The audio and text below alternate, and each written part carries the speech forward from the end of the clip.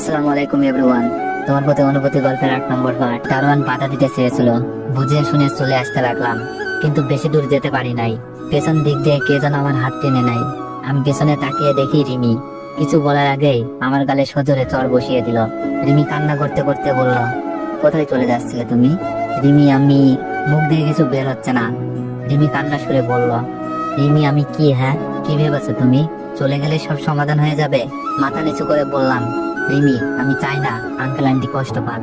রিমি বলল, তুমি আব্বু আম্মুর কষ্টটাই দেখলে, আমার কষ্টটা দেখলে না? তোমার জন্য আমার ভিতরে যে কি রক্তক্ষরণ হচ্ছিল তুমি জানো? কাগজটা পাওয়ার পর এক মুহূর্তের জন্য মনে হচ্ছিল এই বুঝি সবকিছু অন্ধকার হয়ে এলো। রিমি কান্না করছে অজর নয়নে। আমি বললাম, রিমি তুমি বলো আমার কি করা উচিত ছিল? যেই মানুষগুলো আমার বিপদে এসে দাঁড়িয়েছে তার মেয়ের সাথে সম্পর্ক করব? রিমি বলল, আমি বলেছিলাম তো আব্বু আম্মুকে ম্যানেজ করে নিব। আমি বললাম, রিমি এটা হয় না, আমাকে চলে যেতে দাও। আমি পা বাড়ালাম। রিমি হয়তো আমার কথা বুঝবে না। রিমি রাগ দেখিয়ে বলল, কোথায় যাবি শুনি? ভালো করে তো হাঁটতেও পারো না, আর এক পা বাড়ালে বাকি যে পাটা আছে ওটাও ভেঙে দিব। হয়তো এটাই ভালোবাসার বহিঃপ্রকাশ। আমি রিমির ভালোবাসা বুঝি, কিন্তু ভালোবাসার মূল্য দিতে পারছি না, যার জন্য আমারও খারাপ লাগছে। রিমি মন খারাপ করে অভিমানী সুরে বলল, আচ্ছা বাসায় চলো, ভালোবাসতে হবে না। আমি জানি রিমি আমার সুস্থতার জন্য এই কথা বলছে। রিমি আমাকে টেনে একটা রিক্সায় বসালো। জানি কথা বললেও কোনো কাজে আসবে না, আর আমি কোথায় বা যেতাম? বাসার অবস্থা আগের থেকেও খারাপ, ভাবিকেও সংসার ছেড়ে থাকতে হচ্ছে, আর আমার পাও তো ভালো নাই। কি কাজ করে দিন কাটাবো? রিক্সায় দুজন চুপচাপ। নীরবতা ভেঙে বললাম, রিমি একটা কথা বলি। রিমি বলল, বলো। আমি বললাম, রিমি আমি তোমাকে ভালোবাসি, কিন্তু তোমার পরিবারের বিরুদ্ধে যেতে পারবো না। আর এখন আমার লক্ষ্য হচ্ছে ভাবিকে তার সংসার ফিরিয়ে দেওয়া। রিমি বলল, আমিও তো তাই চাই, তুমি তোমার পরিবারের সম্মানে ফিরে যাও, আর ভাবিও তার সংসার। আমি বললাম, রিমি আমার একটা অনুরোধ রাখবা? রিমি বলল, বলো। আমি বললাম, আমি চাই তুমি আমাকে ভালোবাসো, এটা যেন কেউ না জানে, বিশেষ করে তোমার আব্বু আম্মু। আমরা বন্ধুত্বের মতো থাকবো। রিমি বলল, ঠিক আছে, আগে বাসায় চলো। রিমিদের গেটের সামনে চলে আসলাম।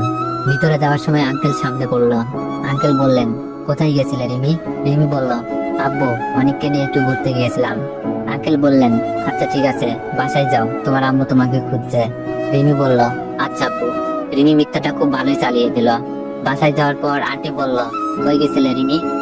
রিমি বলল, আম্মু অনেককে একটু ঘুরতে নিয়ে গিয়েছিলাম, আর আমার মনটাও ভালো ছিল না। আন্টি বলল, আমাকে বলে যেতে, কত চিন্তা হচ্ছিল আমার। রিমি বলল, সরি আম্মু, আর এমন হবে না। সেদিনের পর থেকে রিমির সাথে আমার বন্ধুত্বের সম্পর্ক, কিন্তু রিমি এটাকে সীমাবদ্ধ রাখছে না, বিভিন্ন সময় আবেগ দেখিয়ে ফেলে। তবে আঙ্কেল আন্টি এই ব্যাপারে কিছুই জানে না। আর আমি রিমিকে বলেছি, আমি রিমিকে তখনই ভালোবাসবো যখন আঙ্কেল আন্টি মেনে নিবে, আর প্রতিষ্ঠিত না হতে পারলে তো কোনোভাবেই মেনে নিবে না। আর আমার প্রধান লক্ষ্য হলো পাটা পুরোপুরি ভালো হয়ে যাওয়া। ভাবির সাথে মাঝে মাঝে কথা হয়। ভাবি এখনো নিজেদের বাসায় আছে। আমাদের পরিবারের লোকজন নাকি খবরও নেয়নি। ভাবিও সেই অপমানের কারণে কারোর সাথেই কথা বলেনি, আর ভিডিও পাওয়ার কোনো ক্লু খুঁজে পাইনি, আর পাবো বলেও মনে হচ্ছে না। তাই বলে জীবন থমকে যাবে এমনটা না। আঙ্কেল আমাকে তার অফিসে পার্ট টাইম জব করতে বলেছিল কিছুই করতে হবে না, কিন্তু আমি নিজেকে ছোট মনে করবো ভেবে জবটা দিল। তার পাশাপাশি রিমির কলেজে ভর্তি হতে বললো। দয়া করে ভিডিও কপি করে কেউ মেনশন না দিয়ে ভিডিও আপলোড দিবেন না।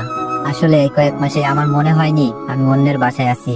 এতটা আপন করে নিয়েছে এই পরিবারটা, আর আঙ্কেল তো আমাকে তার ছেলের আসনে বসিয়েই দিয়েছে। ওদের কাছে একটা প্রাণ অমূল্য। ওনার ছেলেকে বাঁচানোর জন্য উনি চাচ্ছে আমার ভবিষ্যৎটা যেন সুন্দর হয়, আর টাকা পয়সা ওনার কাছে কিছুই না। তাছাড়া আমার বর্তমান অবস্থা আঙ্কেল আন্টি ভালোভাবেই জানে। বাসায় তো যেতেই পারবো না, আর যাওয়ার কোনো জায়গাও নাই, তাই হয়তো এত মায়া। রিমি আঙ্কেলের কথা শুনে অনেক খুশি। আমাকে কোথাও যেতে দেয়নি, আর অফিসে জব দিল। তার সাথে কলেজে ভর্তি হতে বলেছে। আমি তো এটাকে সুযোগ মনে করতেই পারি। এতে করে লেখাপড়াটা এগিয়ে নিয়ে যাওয়া যাবে, আমিও বাসা ছেড়ে ভালো থাকতে পারবো। কিন্তু কলেজে ভর্তি হতে হলে পূর্বের কলেজ থেকে ছাড়পত্র আনতে হবে। তাই ছাড়পত্র আনার জন্য কলেজে যাওয়ার সিদ্ধান্ত নিলাম আজ।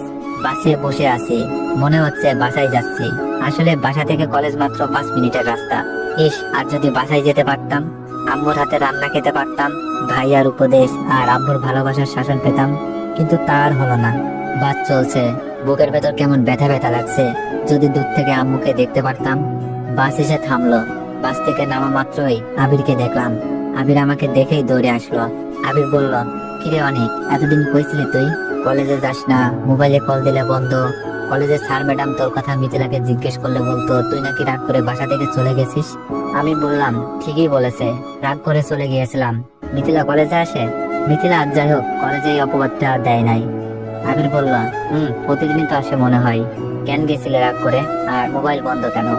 আমি বললাম এমনিতেই আব্বু মারছিল, পরে ঢাকায় মামার বাসায় উঠি, ওইখানেই ভর্তি হব, তাই কলেজ থেকে কিছু কাগজপত্র তুলতে এসেছি। আমার তো কোনো মামাই নাই, তবে আমার কিছু বলার ছিল না, মিথ্যাটা বলতেই হলো। আবির বলল, ও আচ্ছা কলেজে যাবি এখন? আমি বললাম আচ্ছা চল। আবিরের সাথে কলেজে গেলাম। কলেজে পুরনো স্কুল জীবনের বন্ধুরা এসে ভিড় করলো। কই গেছে আমি, কলেজে কেন আসি না, রাগ কিসের জন্য, আব্বু মারলে বাসা থেকে যাওয়া লাগে, আজ থেকে কলেজে আসবি কিনা। সবগুলো সত্য মিথ্যা বুঝিয়ে প্রিন্সিপাল স্যারের রুমে ছাড়পত্রের জন্য দরখাস্ত দিলাম। স্যার জানতে চাইলো কারণটা কি। আমি স্যারকে বললাম ঢাকাতে একটা পার্ট টাইম জব পাইছি, তাই ওইখানে ভর্তি হব। স্যার আমাকে কাগজপত্র সব বুঝিয়ে দিল। পরিচিত স্যার ম্যাডামের খবর নিলাম। সবাই আমার না আসার কারণ আর এই কলেজ থেকে চলে যাওয়ার কারণ জানতে চাইলো। প্রিন্সিপাল স্যারকে দেওয়া উত্তর দিয়েছি সবাইকে। অফিস থেকে বের হতেই মিথিলাকে চোখে পড়লো। আগের মতোই পর্দা করে আছে। এই মেয়েটা যে আমার চিরচেনা, যতই পর্দায় থাকুক চিন্তা ভুল হবে না। মিথিলাকে দেখে কেন জানি ঘৃণা আসছিল না, মন চাচ্ছিল মিথিলাকে গিয়ে জিজ্ঞেস করি, কেমন আছিস মিথিলা, আমাকে বাসা থেকে বের করে খুব সুখে আছিস তাই না? মুহূর্তেই চোখ ঘোলা হয়ে আসলো। মিথিলাও দেখছে আমার দিকে চেয়ে আছে, হয়তো কারো কাছ থেকে শুনেছে আমি কলেজে এসেছি, তাই হয়তো এক নজর দেখার জন্য দূর থেকে তাকিয়ে আছে। আবার আমার ধারণা ভুলও হতে পারে। আমি বেরিয়ে যাওয়ার জন্য হাঁটতে থাকি, মাথা নিচু করে মিথিলাকে দেখি নাই এমন একটা ভাব নিয়ে, কিন্তু মিথিলাকে আমার দিকে এগিয়ে আসতে দেখি। আমি পাশ কাটিয়ে চলে যাব, এমনি মিথিলা ডাক দিল। তো এভরিওয়ান, নেক্সট পার্ট চাইলে একটু বেশি বেশি কমেন্ট করুন।